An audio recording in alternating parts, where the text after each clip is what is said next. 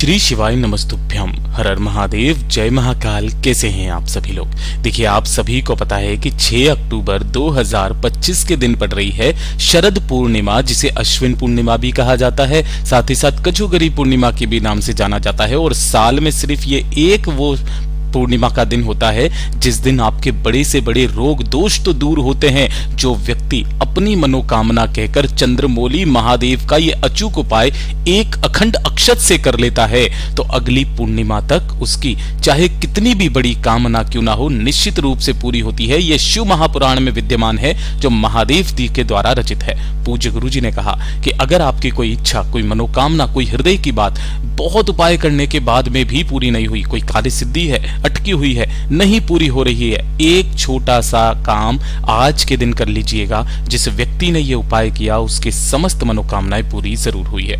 गुरुदेव की कथा से सुन करके और समझ करके पूरे उपाय को बहुत आसान भाषा में आप सभी को बताऊंगा, परंतु उससे पहले आप सबसे बस एक छोटी सी प्रार्थना करूंगा। जो भी लोग पहली बार आए हैं, चैनल को सब्सक्राइब जरूर कीजिएगा और वीडियो को लाइक करके देव आदिदेव महादेव का कोई सा भी प्यारा नाम कमेंट बॉक्स में लिखना मत भूलिएगा। साथ ही साथ महादेव जी का चंद्रमौली नाम जरूर लिख दीजिएगा। इस पूरे वीडियो में हम सिर्फ 3 महा उपायों के बारे में बात करेंगे, जो कि आपको इस शरद पूर्णिमा की रात्रि को करने हैं, तो ध्यान से सुनना है और समझने की कोशिश करना है। सबसे पहले बात करते हैं हमारे पहले वाले उपाय की, जो होगा आपका एक अखंड अक्षत वाला उपाय। पूज्य गुरु जी ने विशेष रूप से कहा कि जब आपकी कोई इच्छा, कोई मनोकामना, कोई हृदय की बात महादेव तक नहीं पहुंच रही है ना, आपकी जो मनोकामना हो, चाहे वो किसी भी चीज को लेकर के हो, पुत्र प्राप्ति को, घर के लिए, नौकरी के लिए, जिस कामना को करने के लिए, पूरा करने के लिए आपने दुनिया के सामने हाथ फैला करके देख लिया, बाबा के बहुत सारे उपाय किए आपने, व्रत किए, लेकिन उनका फल आपको नहीं मिला है। पूज्य गुरु जी ने कहा एक पूर्णिमा कर लीजिएगा, अगली पूर्णिमा तक आपकी वो कामना जरूर पूरी होगी।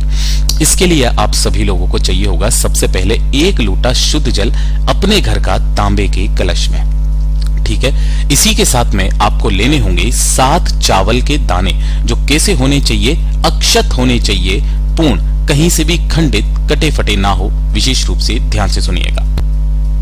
इसी के साथ आपको लेना होगा मात्र 1 चावल का दाना, जो अक्षत होना चाहिए, पूर्ण होना चाहिए, कहीं से भी खंडित, टूटा फूटा ना हो। विशेष रूप से ध्यान से सुनिएगा। जो अक्षत होता है उसे अक्षत ही, चावल को ही अक्षत इसीलिए कहा जाता है कि महादेव को कभी भी आधी अधूरी चीजें नहीं चढ़ती है। अगर आपने देखा होगा तो हर एक मंदिर में नारियल को भी फोड़ करके चढ़ाया जाता है। केवल महादेव का एक ऐसा मंदिर है जहां पर नारियल को फोड़ा नहीं जाता। उन्हें हर चीज अक्षत चाहिए होती है, जो क्षय ना हो, ठीक है। तो 1 लोटा शुद्ध जल, 1 अक्षत चावल का दाना, और साथ ही साथ आपको 1 बेलपत्र लेना है, जो कहीं से भी खंडित, कटा फिटा ना हो।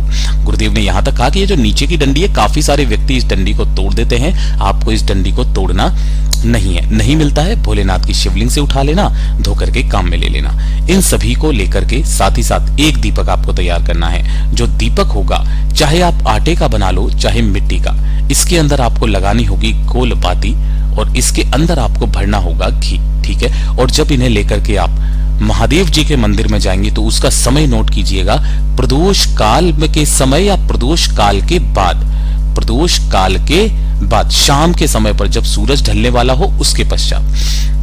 इन सभी को लेकर के जैसे ही आप भोलेनाथ के मंदिर में पहुंचोगे, शिवलिंग के पास में ना, सबसे पहले आपको शिवालय की चौखट पर जैसे ही पहुंचोगे, 1 दीपक जो आपने लिया है अपनी कामना कह करके यहाँ पर चंद्रमौली महादेव का स्मरण करके लगा दीजिएगा।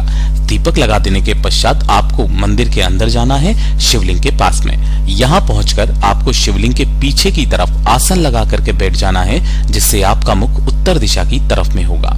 जब भी आप मनोकामना पूर्ति के लिए कोई उपाय करते हैं, तब सबसे पहले आपको 1 लोटा शुद्ध जल दोनों हाथों में लेकर अपना नाम और गोत्र बोल करके भोलेनाथ की शिवलिंग पर समर्पित करना है। एक धारी से धीरे धीरे करके, गुरुदेव ने कहा जल को सींचना है, बिल्कुल धीरे धीरे करके, चंद्रमौली महादेव के नाम से। किनके नाम से करोगे?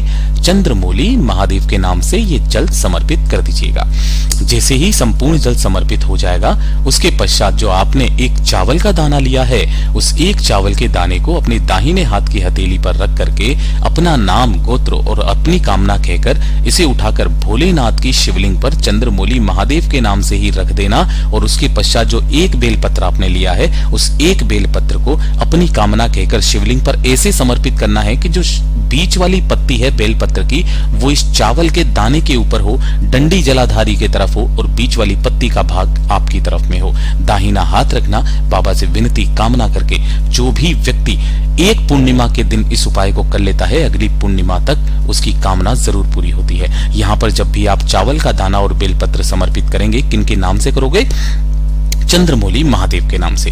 पूज्य गुरु जी का बहुत अद्भुत और अचूक उपाय है, जरूर कीजिएगा। और ये जो दूसरे नंबर का उपाय है ना, इसे तो गुरुदेव ने कहा लिख लेना, नोट करके रख लेना। गुरुदेव ने कहा कि अगर आपके कोई भी कार्य है ना, और वो कार्य में अड़चन बहुत ज्यादा आ रही है ना, बाधाएं बहुत ज्यादा आ रही है, कुछ कार्य आप स्टार्ट करना चाहते हो लेकिन उसके अंदर भी आपके बाधाएं बहुत ज्यादा उत्पन्न हो रही है, नहीं कर पा रहे हो, है ना, तो अपने कार्य की सिद्धि के लिए कि आपका वो कार्य जल्दी से जल्दी सिद्ध हो, चाहे वो कोर्ट कचहरी का काम हो, चाहे वो व्यापार का कार्य हो, चाहे वो आपके दुकान का कार्य हो, चाहे किसी भी चीज का, नौकरी का कोई कार्य अटक रहा है, कोई फाइल अटक रही है, इस उपाय को किस दिन करना है? पूर्णिमा के दिन।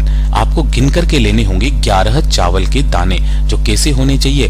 अक्षत होने चाहिए, पूर्ण होने चाहिए। गुरुदेव ने कहा या तो 7 ले लो या 11 ले लो, दोनों में से कुछ भी ले सकते हो, ठीक है ना। इसी के साथ में आपको लेना होगा थोड़ा सा इत्र। अब कोशिश करना कि यहाँ पर आपको केवड़े का इत्र नहीं लेना है, केवड़ा कभी भी महादेव पर नहीं लगता है। इसके अलावा जो इत्र मिल जाए ना वो इत्र आपको लेना है, 5-10 रुपए की सीसी आती है, वो ले लीजिएगा।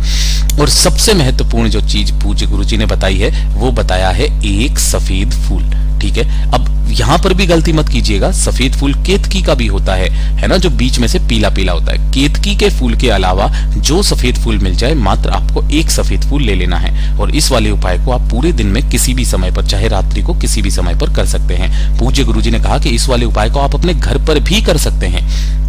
दोनों ही तरीके मैं आपको बताने वाला हूं।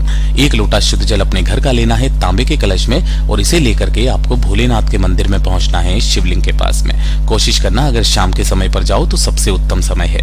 यहाँ पर आपको शिवलिंग के पीछे की तरफ आसन लगा करके बैठ जाना है, जिससे आपका मुख उत्तर दिशा की तरफ में हो जाएगा। सबसे विशेष दिशा होती है जब भी आप किसी उपाय को करें, ठीक है ना। सबसे पहले जो आपने एक लोटा शुद्ध जल लिया है ना, उस एक लोटे शुद्ध जल के अंदर ही आपको करना क्या है, जो आपने चावल के दाने लिए हैं उन्हें अपना नाम और गोत्र बोल करके इसके अंदर डाल दीजिएगा। साथ ही साथ जो एक सफेद फूल लिया है उसे अपनी कार्य सिद्धि की कामना करते हुए सफेद फूल को भी इसी के अंदर डाल देना है। ध्यान रखना इत्र आपको नहीं डालना है इस कलश के अंदर। दोनों हाथों में इसे लेना, अपना नाम और गोत्र बोल करके संपूर्ण जल को भोलेनाथ की शिवलिंग पर समर्पित कर देना। श्री शिवाय नमस्तुभ्यम मंत्र का स्मरण करते हुए चंद्रमौली महादेव के नाम से।